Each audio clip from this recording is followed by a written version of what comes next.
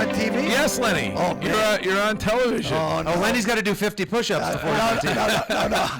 Put the ab guides back in. I'm worried about existing warrants. I didn't realize it was a TV. Oh, there's still some warrants out there? I can't believe that. No, statute of limitations. You stole an MBTA bus one time in Cambridge, if I remember correctly, and I don't think you did hard time for that. No, and I didn't damage it. Matter of fact, the kid whose house I went to for the alibi showed up at my show the other night. Really? Yeah. He said, Lenny, we all knew it was you. Yeah, of course. 50 people. Yeah. They didn't miss it. They probably didn't miss one MBTA bus when you stole it. 877-738-1234 is the number. And we got to get that tote board moving because Adam Schechter stopped it, Cole. Adam Schechter did not stop it, Cole. They didn't move. They didn't move.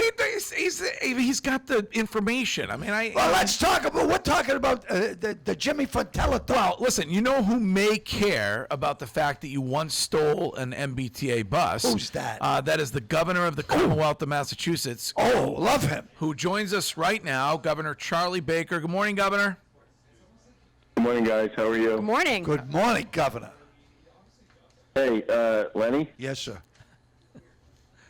We have to talk about this bus. No, Governor, it was many years before I met you.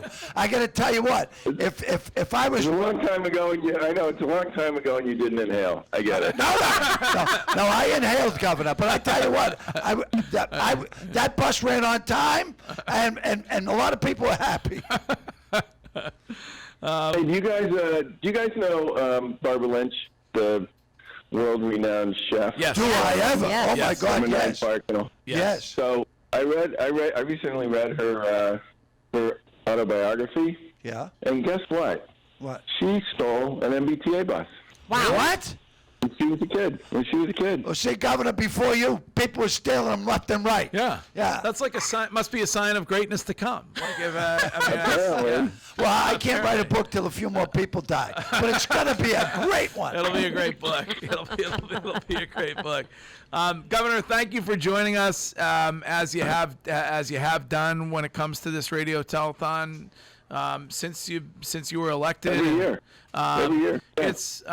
It's really, for me, doing this the first year, it is it's eye-opening when it comes to the support that this community gives to Dana-Farber and to the Jimmy Fund, and they've been doing it forever.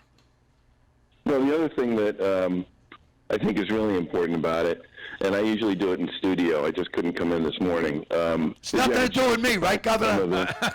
No, nothing. Yeah, God, no. Nothing to do with you, Lenny. But as a lot of the families who, cancer with one of your children, I would have to believe, is one of the most personal and profoundly private and difficult things you could ever possibly go through. And this particular event gives voice to a lot of the families and a lot of the kids who are served by Children's and by the people at Children's, and I have to believe creates a tremendous sense of hope and possibility for so many of the folks who are dealing with these issues. I've been in the healthcare biz for a long time, I think, as many of you know, and the progress that's been made over the past 20 years or so that this telethon's been going on at Children's and at other places with respect to kids' cancer is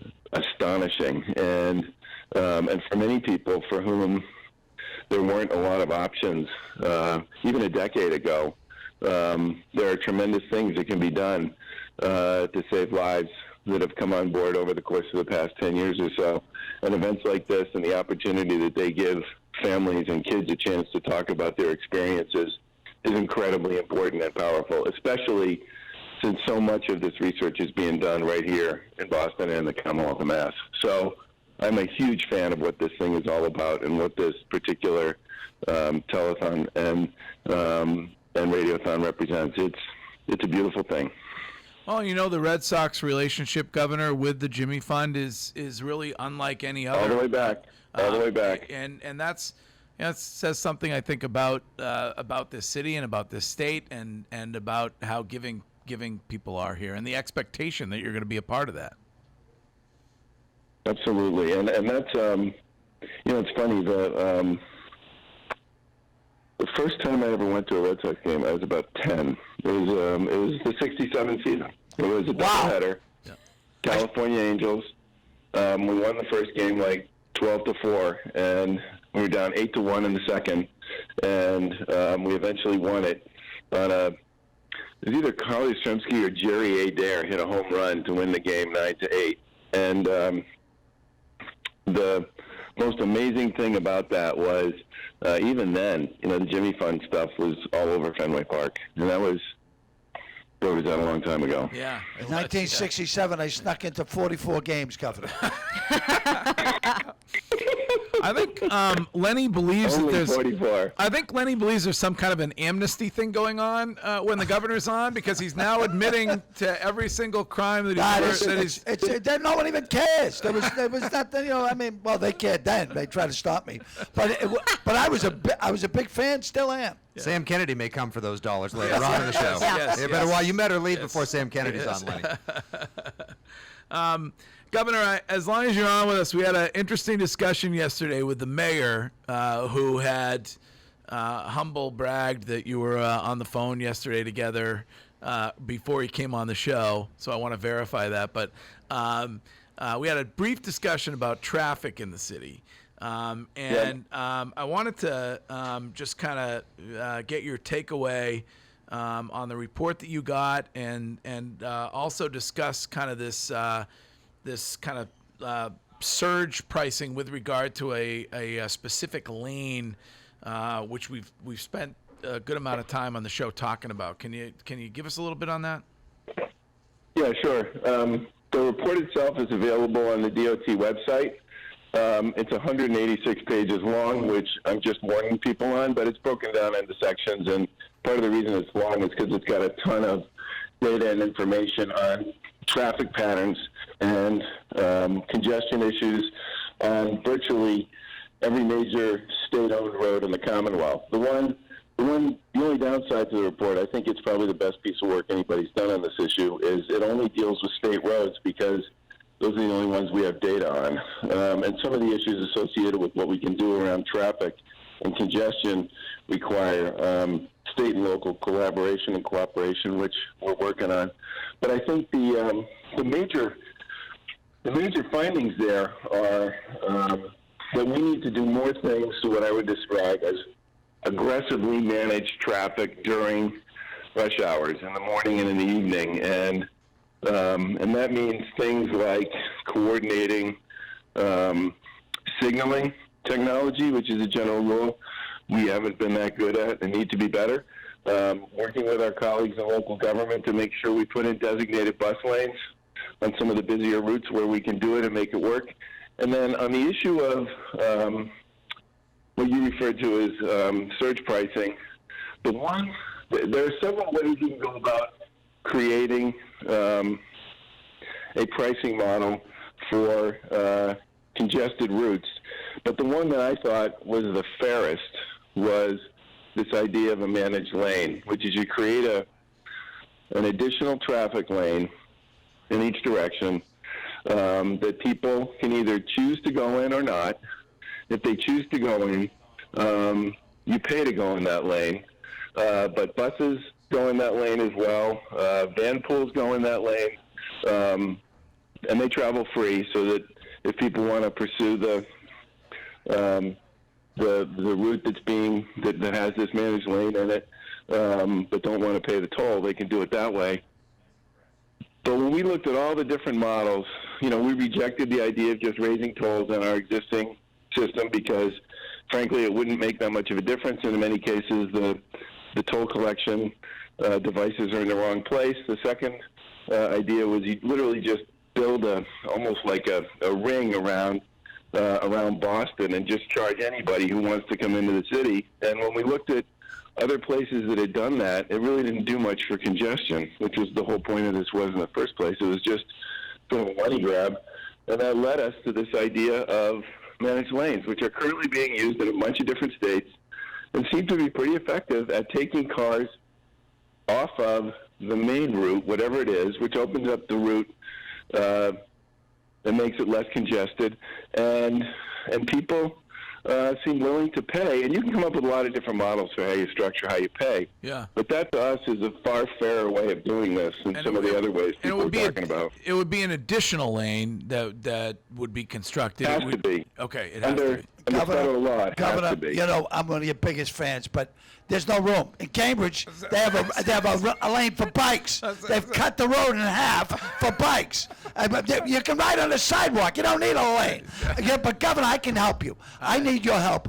I'm developing this jetpack. You know the scooters they have that you leave everywhere and everyone hates them? Yeah. I've got a jetpack. Well, but I just can't. I can't get over the hump. A lot of accidents with my experimental jetpack. But you can have a jetpack. Who did you get the jetpack from? Well, this kid at MIT was drinking one night and he owed me a favor. But I got to tell you, we can get this thing up and running, and there can be jetpacks. You know, leave it, stick the credit card in, boom, off the jet. You won't need cards. Oh, it's like the scooter. It's like the It's a scooter in the sky. Okay, And you can partner with Lyft for the obvious reasons. There you go. So, but I need a little help. Just to, That was good, by the way. Partnering with Lyft. oh yeah, Nick throws a bit every now and then. I would expect that there would be no sort of public safety issues associated with something like that either, right? No. Well, I find the homeless people are more than willing to give it a shot. That's what I've been working with, you know, because I try to get everyone involved, Governor. Thank you, Lenny. Darwinian principles will kick into effect real quick with that, Lenny. Governor, are you going to be attending the Patriots opener? I'm a big Patriots fan, but the honest answer is I don't know, and I haven't thought that much about it. I know I'm not supposed to say that, but it's true. Not security reasons. Security reasons alone, Governor. That was a Tom Brady level pause right there, by the way. I don't want you to blow Nick's head up, but I did want to mention that the governor enjoyed your Foxborough fanboy question for Tom Brady about his best throw. So the governor sent me a text about that. Oh, yeah. I thought the back and forth on that whole best throw thing was really interesting. And one of my all-time favorite best throws of his, I'm not even sure it came up in the conversation. No, of course, I'm drawing a blank. Well, Governor, corner touchdown to win the game. Brandon Cooks against the Texans in 2017.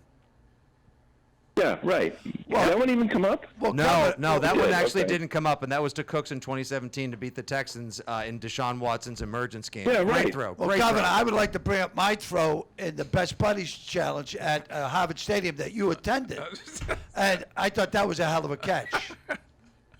I fully expect that we'll be seeing that one on reruns for decades, Lenny. I sure hope so, I don't mind Governor. about that. Yes, NFL Films has a new NFL Bottom 100. It's going to be number 7. They're gonna bring back Steve Sable to narrate it. The ghost of it.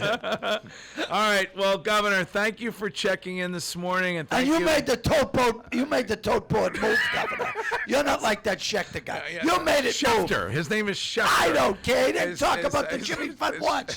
Can we get a gubernatorial override on the Tom Brady deal? Can you just make it mandate that he has to stay with the Patriots, Governor? I feel like if there's anyone who can step in here, it's you. So, just to put Tom Brady in perspective with regard to what he's all about and what I'm all about, there was some folks in the office yesterday, including a young woman from Russia, and she's walking, looking at some of the pictures and stuff, and all of a sudden she stops and she points, and she goes, Tom Brady, because there was a picture of Tom Brady at the Best Buddies in the office. So she wouldn't have known me from Adam, okay? but she saw that picture and she knew exactly who that was. I think he plays at a slightly higher level than most of the rest of us guys. Am I in the picture how too, much I can do Governor? about that. Am I in that picture too? Oh, my God, Lenny. Give it a rest. No, I was at the Best Buddies.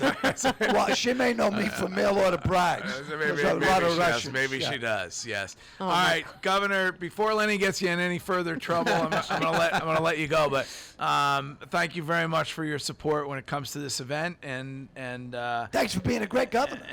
yeah, thanks for being a great governor, and we'll see you next month when you. We'll see you guys soon, and thanks to everybody at WEEI, okay? You guys take care.